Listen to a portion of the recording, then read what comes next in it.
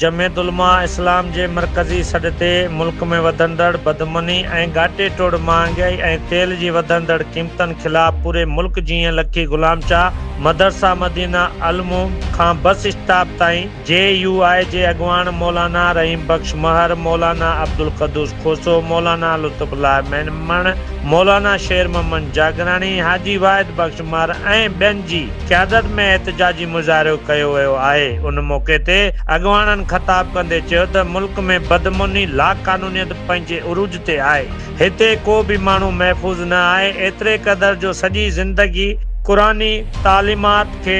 उपरींदड़ आलिमे सगोरा भी दहशतगर्दनि जे गोलियुनि जो बुख बणिजी था वञनि। ताज़ो ई सूबे ख़ैबर पख्तूनख्वा जे नामियारे आलिम दीन साबिक़ MPA मौलाना मोहम्मद इदरीस खे गोलियूं हणी शहीद कयो वियो आहे। असांजो ही अॼोको मुज़ाहिरो मुतालबो करे थो त मौलाना मोहम्मद इदरीस जे कातिलनि खे जल्द गिरफ़्तार करे सख़्त सज़ा ॾिनी वञे ऐं असां हुकूमत वक़्त खां मुतालबो कयूं था त तेल जी क़ीमतनि ऐं महांगाई खे घटायो वञे, जीअं आम माण्हू ऐं पोरियत बि पंहिंजी बचनि जो पेट पाले सघनि। उन्हनि वधीक ॻाल्हाईंदे चयो त हिते गुज़िरियल केतिरनि ई सालनि खां क़बाइली तकरार हलंदड़ आहे, जंहिंमें महरजतोई तकरार जो फ़ैसिलो त कयो वियो आहे, लेकिन बदकिस्मती सां अञा ताईं फतवा जारी न कई वई आहे, जंहिंजे करे हितां जो अवाम ख़ौफ़ वारी ज़िंदगी गुज़ारे रहियो आहे। यादि रहे त महरजतोई ऐं ॿियनि क़बाइली तकरारनि सबबि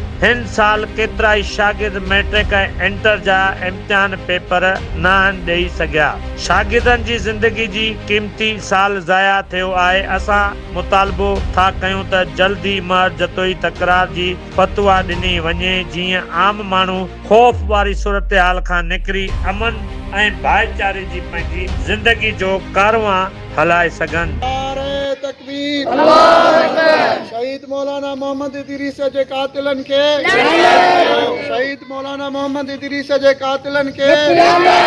महंगाई खत्म करो, महंगाई खत्म करो, बदअमनी खत्म करो, बदअमनी खत्म करो, शहीद मौलाना मोहम्मद इदरीस जे कातिलनि खे नायत उलमा इस्लाम जिंदाबाद, कायदे जमीयत हजरत मौलाना फजल रहमान जिंदाबाद, कायदे सिंध अल्लामा राशिद महमूद सुमरो जिंदाबाद, नारे तकबीर,